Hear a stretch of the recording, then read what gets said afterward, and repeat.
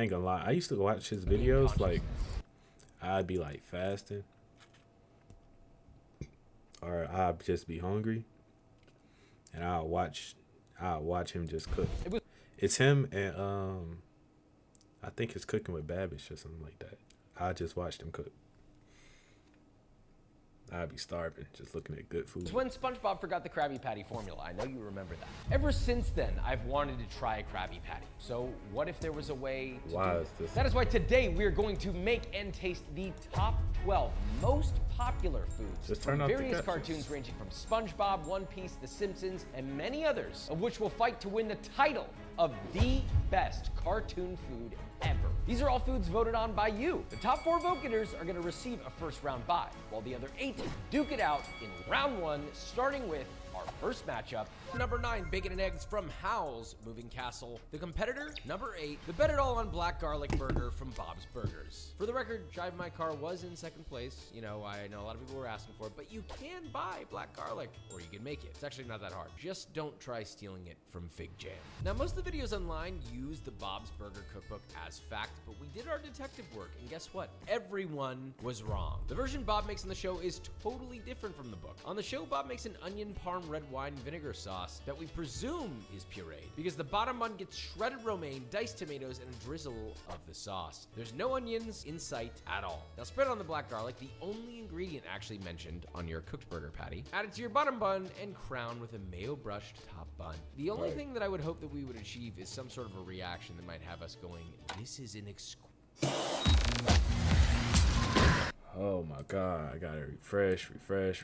I remember the first time I gained consciousness. It was when SpongeBob forgot the Krabby Patty formula. I know you remember that. Ever since, while the other 8 do from Hobbs, you can't. Now guess what? I'll make sure of a reaction. Bacon and eggs from us going, this is an exquisite mouth. I'm trying to watch niggas Next cook. up, number They 9, trying to bacon keep and eggs giving from me Howl's ads. Moving Castle. While we didn't have an open fire, there is a calcifer appearance. The cartoonishly wide bacon is everything here, and we're committed to that. So we're meat gluing 2 pork fillets together, placing it in sous vide, slicing it, and roasting it. This was not an easy task, but we wanted to get it right. And then we finished off in the frying pan with our eggs. Feed Kels for the shells, of course. Look, we didn't have Miyazaki's budget here. Cook the eggs sunny side up, right in the baking grease until the whites are set. Get a big block of cheese, some fresh bread, and a hot cup of tea ready. And of course, 2 spoons and a fork. Our judges today are Chef Christian, a kid at heart with a very discerning palate. But our second judge is someone we could have never expected. Someone who has brought smiles all across the earth. Bill Oakley, former showrunner and head writer of The Simpsons. I'd love to say it's a small world because now he's making food content and what he calls an elevated lowbrow reviewer on Instagram. We're a big fan of him and we're happy to have him here. I mean, this is eggs and bacon, but you do have a very big block of cheese and some bread and some hot tea. This is kind of fire. Serving like a bacon steak like that, amazing idea. So instead of getting a ton of tiny slices that are super crispy and maybe almost dry, instead you get this thick, beautiful, luscious, almost steak-like slice of bacon. It's salty, it's fatty. And of course you got some fried eggs. It's a fried egg, so it's not that special, right? But altogether, this makes a pretty classic breakfast. A little bit of cheese, a little bit of bread. I like it. It's delicious, but the cheese is really what puts it over the top for me. Something about that particular cheese on top of this stuff takes it to another level. The bacon, thick and luscious. The egg, runny. The tea kind of does help wash it all down. Let's bring out the burger and see where that stacks up. I will say visually, to me, this looks like a very average burger. It looks like a burger from a cartoon, which is exactly what it is. It looks like if you were to draw Archie comics, 1959, they're having a burger in Pop's Chocolate Shop, that's what it would look like. It's actually a very good point. There's a lot of black garlic underneath that. No cheese. They're betting it all on black garlic, so let's taste. Okay. You know, it's leaving a lot to be desired. I don't know if I would bet it all on this black garlic burger. It's shockingly bland. Even the black garlic is barely noticeable. There's a lot of black garlic on this. I'm really not picking it up that much. But all in all, I would say it's like tasty, but it's not like blow my mind. I'd come back to this restaurant if it were a restaurant. It's really lacking something, and I don't know whether that would be cheese or some other element. Also, I noticed there's no like acid, like a pickle. So, yeah, it's lacking in texture too. It doesn't have any crunch in it. So that's the issue. It's lacking depth, I think is what we're talking about here. So let's vote. 1, 2, 3. So Woo! Oh, eggs. crazy. I thought you were a writer, I know you're an artist. It seems odd at first glance, bacon and eggs beating a burger, and I get that, but honestly, The burger wasn't that good. yeah, sometimes there's beauty in simplicity, and I think this is one of those moments. Moving on. Number 9, bacon and eggs from Howl's Moving Castle moves on to the next round to face our number 1 seeded Krabby Patty from SpongeBob. Our next first round battle is an anime showdown. Number 5, Naruto versus number 12, One Piece. Ramen may be the real secret to Naruto's success, specifically extra large miso tonkotsu ramen with extra chashu from Ichiraku Ramen. Now, here's the funny thing. I actually order my ramen exactly like this, and I ordered it like this before I even knew about Naruto. That said, I've made tonkotsu the hard way and an easy way that I've devised. But that would take a while to explain here, so head to the link in the description if you want to learn how to make it. We never saw exactly how Naruto's favorite ramen is built, but I've worked with enough Japanese chefs, and this is how I do it. First, a nice miso tare, then a rich tonkotsu broth, creamy and delicious. Of course, cooked straight ramen noodles. There's absolutely no dipping ramen here. Followed by an extra heaping helping of chashu. Your soy ahitama egg, menmen, which is bamboo shoots, naruto maki, or fish cakes. This look familiar to you? Thinly sliced green onion, nori. I don't know how Naruto is eating this every day and not gaining weight. I guess it's all the energy he's expending, but realistically, I would also eat this every day, even without a lifetime pass to Ichiraku Ramen. I gotta try Next this up, shit. number 12, Sanji's Curry, aka Marine Captain's Curry from One Piece. You've been asking me to make this dish for a long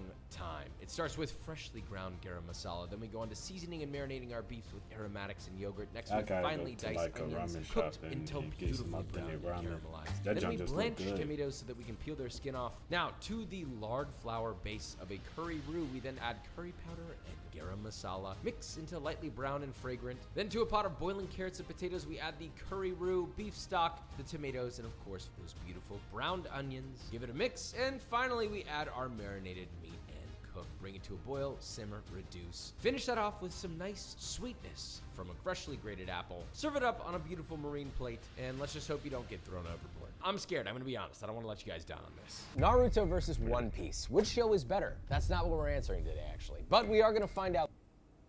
That's not a question. See, when it comes to Naruto, it's really just like a... It's like a... What's the word? It's like just because, like, I ain't gonna lie, that was my first anime that I watched. So, it's just like, I can just think about it. I forgot the word. But I can just think about it. But when it comes to One Piece, like, that's actually peak. That's probably the only anime that almost made me cry. Not gonna lie to you. That's why it's peak piece. One Piece is top tier. I'm telling you. Which of these dishes is better? Let's start with One Piece, yeah? Oh, wow. It's going to be hard for any other cartoon dish to compete against this. This is the type of dish where you take a bite and you're like, maybe I'll just have a little. And then you say that about 30 or 40 more times until the plate is empty. It's a classic Japanese curry, but a little bit elevated. I mean, you've got this like succulent fatty beef, incredibly spice-rich curry sauce, and it's just so rich, but it's not too heavy. There's a little bit of sweetness from that apple. I could eat a gallon of this. We still got 7 more dishes to go. Now Nostalgia was the word. Naruto is nostalgic. That's what I was looking for. we have Ichiraku Ramen. Cheers. How is Naruto not fat? He's burning mad calories.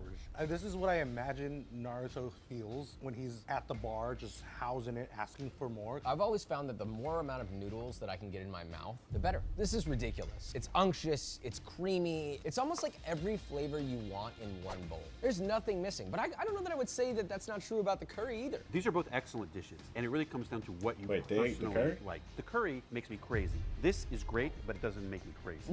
Interesting. I mean, they're both heartwarming, right? 1, 2, 3, boom, boom, boom, boom, boom, boom. Sanji's curry upsets our number 5 seeded ramen from Naruto. To be fair, they're both delicious dishes. We don't have time to talk about it, so we're moving on. Now we have the battle of the fat man versus the fat cat. This is Family Guy versus Garfield. First up, Family Guy's Car Panini. Look, if you try to put Peter Griffin on a diet, he'll escape to the convenience store and probably make this What even in his is car. that? So I begrudgingly did the same. Car panini, panini press, bread, 3 sausages, peanut butter cup, Of course, don't forget your crumbled Doritos. and then a Cadbury egg cracked right on top. Oh God, I don't ever want to see this image again. Now you might be thinking, oh, well, what about cleaning your hands? Why are these so big, Haynes? Whose are these? It's used as a bib too. Well, good thing it looks like this now. Oh my God.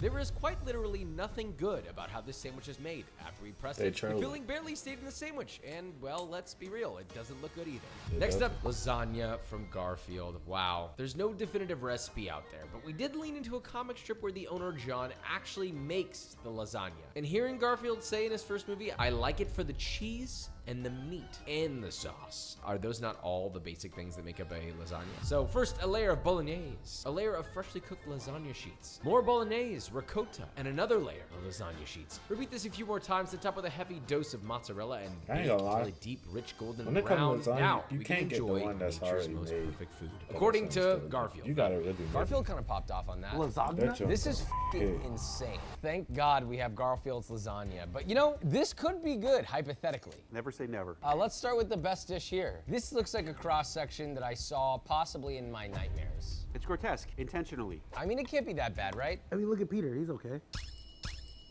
You know what? It's not bad. You guys don't look like you're sharing the same sentiment as I am. It's the Cadbury egg that derails the whole thing. It would be tolerable if it weren't for that. It's repulsive. I mean, it's intentionally repulsive. That was the joke in Family Guy to begin with, that this was gross. Yeah. And it pays off. In real life, it's just as nauseating. It almost evolves from like, oh, there's sausage, and then there's some sweetness. Okay, now it tastes like chocolate, and then it transitions to vomit. The sausage and Dorito part was pretty good, but it's when that freaking Cadbury egg swarms your mouth that you want to barf. All right, lasagna. I mean, you know, I don't even think we need to vote. It's standard lasagna. And I think anything that isn't vomit on a plate would beat this. And so, what's your vote? Lasagna. Lasagna. Lasagna. There's really not much to be said. Peter, look, you did something. It does smell quite a bit. That said, moving on. And Garfield's lasagna moves on to the next round. Not really a surprise here. In our final we first already round know. battle, we have Jake's perfect sandwich from Adventure Time, something I've always wanted to try. And up next, the Simpsons Ribwich from Krusty Burger. Jake's perfect sandwich. Let's make a sandwich that is bigger than any other sandwich I think I've ever made in my entire life. Now, we will be doing this a little bit out of order, but we will get it all in there. First, we'll start by torching our bread. Spread both sides with cream cheese. Next, some sprigs of dill on your top bun. On the bottom bun, pickles from Prismo. Add some sliced boiled egg, along with any bird you can find from a window. Followed by sliced cucumbers, Roma tomatoes, yellow onion, and of course, the finest seasoning, tears for salt.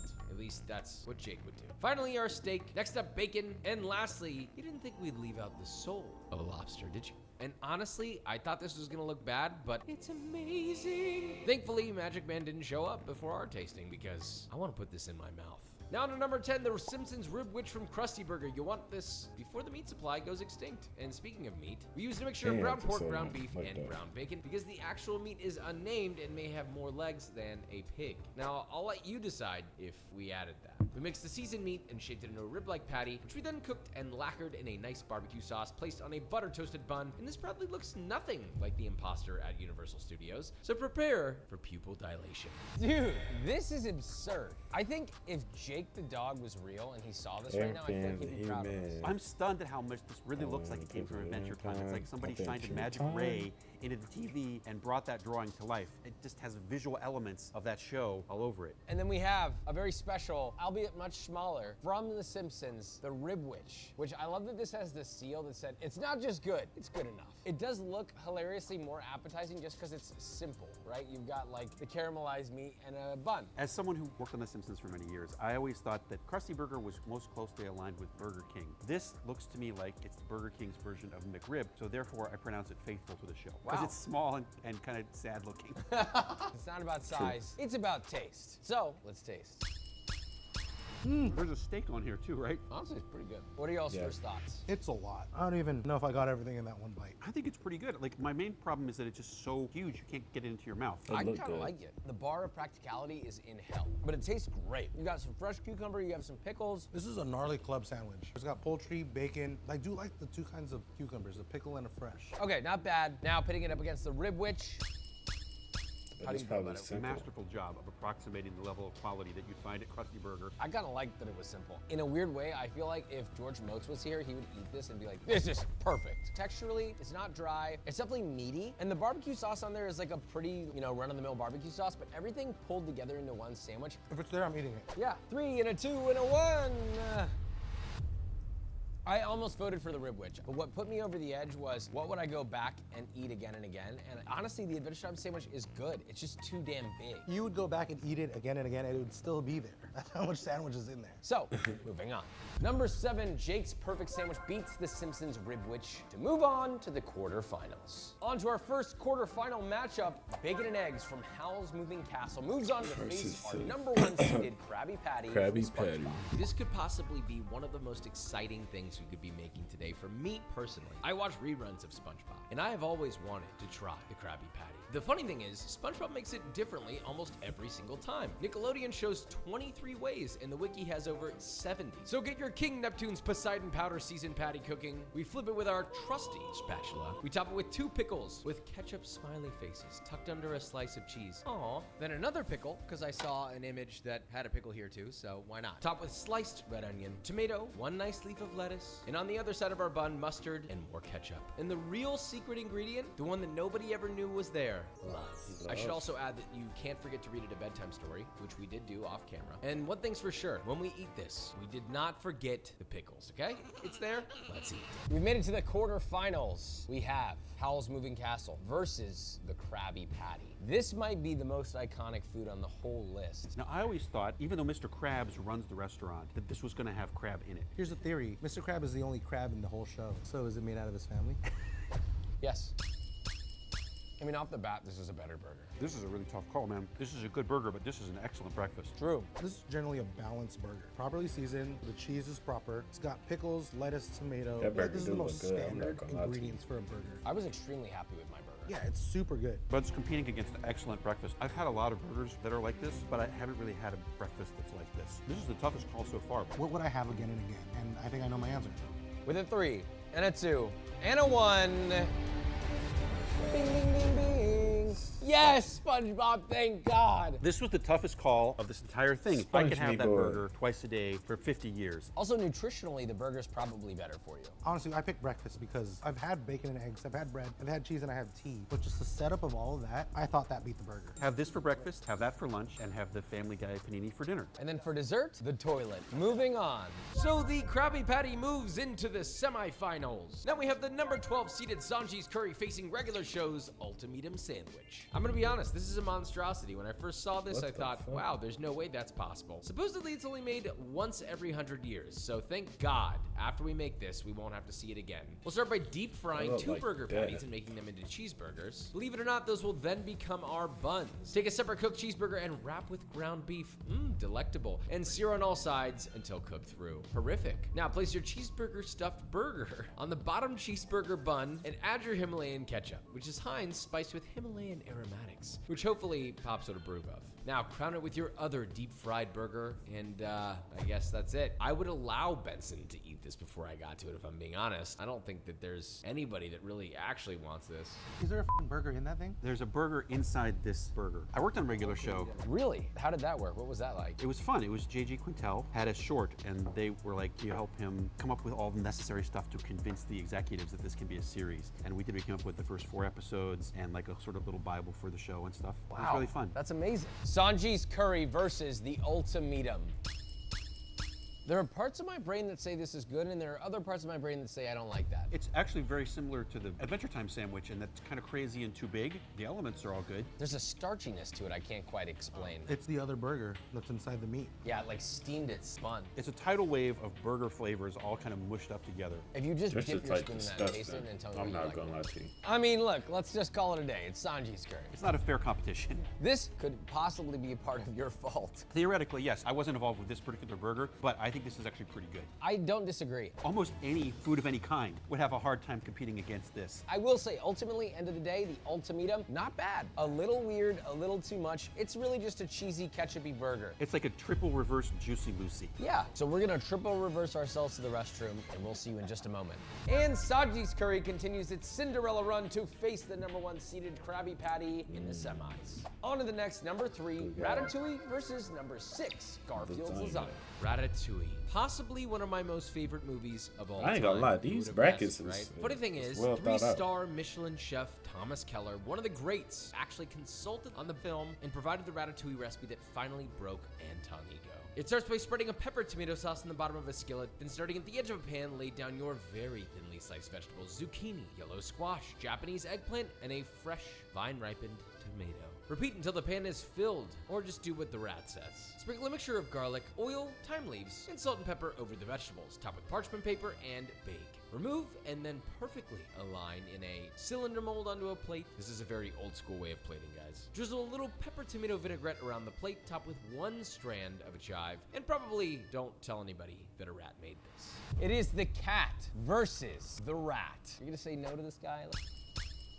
I feel like we needed this. Our bodies needed this. It's so much healthier than all the other stuff we made. It's balanced, it's acidic, it's sweet, it's earthy. Here's the thing, ratatouille to me has never been a knock your socks off dish, and oftentimes it's served as a side, and I think them serving it as a main kind of as a statement about the beauty of simplicity and how it's all about great technique, and it's tomatoey, it's lightly sweet, a little bit of tartness too. Even though there's only 2 textures, the textures are nice, the vegetables are cooked nicely. I think there may be a version of lasagna out there somewhere that's better than this ratatouille, but it's not this one. Interesting.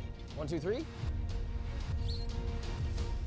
Wow, it was hard not to give it to Remy because Remy is cute. I'm sorry, Ratatouille's not that crazy. Go make it. It's delicious. It's just not better than a nice, meaty, cheesy lasagna. Yo, I need It's to not try- a fair competition. I Try, can't believe I'm sticking up for vegetables, ratatouille? which I normally Wait, dislike. I've is that what it's disliked this called? dish for the first 30 years of my life. But I'd say in this, honestly, in this competition, I think this is I need the to try it It's like then. the cat won this time. It's because he knows. He knows what the audience wants to hear. But unfortunately, I know and I don't care. Moving on.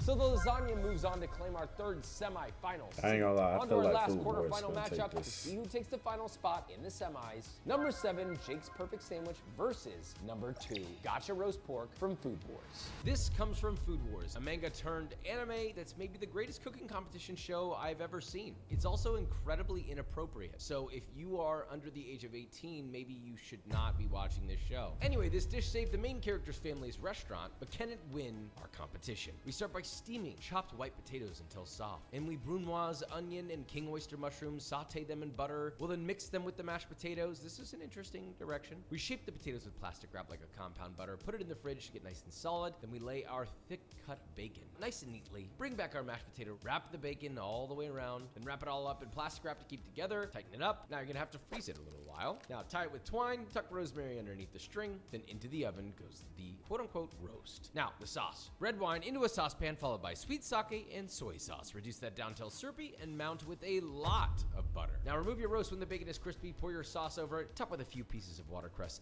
and serve. Our final quarterfinal matchup, we have the classic from Food Wars versus Adventure Time. It's, first of all, presentation-wise stunning. It's really good and really weird at the same time. It's very fatty yet acidic. The smokiness from the bacon, the creaminess of the mashed potatoes. Texturally, it's kind of interesting, right? You've got this like sticky glaze enrobed by this part sticky, part crispy, part chewy, part fatty bacon that kind of mixes all together with that puree of potato. Flavor-wise is not blowing my dress up. Theoretically, all it is an elevated version of mashed potatoes with bacon on top. First of all, its texture is remarkable, but it's also got this glaze. I come and go on every second. I'm like, oh, I like this glaze. Oh, I hate this glaze. So I agree. I want to like it and I want to hate it, but it's one of those things where it's like, I got to taste it again to see what I really feel. precisely. Now this is the Adventure Time sandwich in a more reasonable size. Seems promising. Now this is a tough call. Both of these dishes are seriously flawed, but they're also both good in a very weird way. The sandwich is much more manageable now than it's ever been, but it also serves everything that I don't really like it as much as I thought. Yeah, I feel this exact same way when I ate it. 3, 2, 1. Wow, gotcha roast pork from Food Wars. I will say it's a bit weird of a said dish, that one. but it was better than the Adventure Time sandwich by a pretty strong margin, and I think that it might be one of the most beautiful dishes. Absolutely. But that's not what made it win. What made it win was a uniqueness of flavor. It made me question a lot of things, though. Moving on. And the number 2 seeded gotcha roast pork moves on to face Garfield's lasagna in the semifinals. Now, our first semifinal matchup. The number 1 seeded Krabby Patty versus the number 12 seed, our underdog, Sanji's curry. I got the This curry. is a strong battle. This is a hard decision. It's actually our least voted for versus our most voted for. Honestly, they're both equally flavorful. Seasoned well, addicting. Yeah, I have my answer. You do? Yeah, I do actually. Because I know what I want to go back to and take another bite of. All right, 1, 2, 3. Krabby Patty? And it's a win for the Krabby Patty. They're both excellent, and my only criteria was I could eat one of these every day for a year. The curry I would be sick of after eating for 60 straight days. Yeah, I'm already tired of it after eating it 3 times now. It is absolutely delicious, but it's powerfully flavorful. I'm gonna want this on a specific day at a specific time, and it's gonna beat any other option there could ever be. But I could eat this year round all the time. It could be a personal thing where maybe I'm just tired of burgers. That would make sense. When a man is tired of burgers, he's tired of life. But that said, SpongeBob's Krabby Patty wins and moves on to the finals. So let's see who's gonna join them there. We have Food Wars versus Garfield. The sauce is so odd. It's an anomaly. I kind of know my vote, weirdly. This is that same SpongeBob conundrum. I like this a little better. This one somehow lights up something in my brain that is not usually lit up. Lasagna I've had a million times. 3, 2, 1.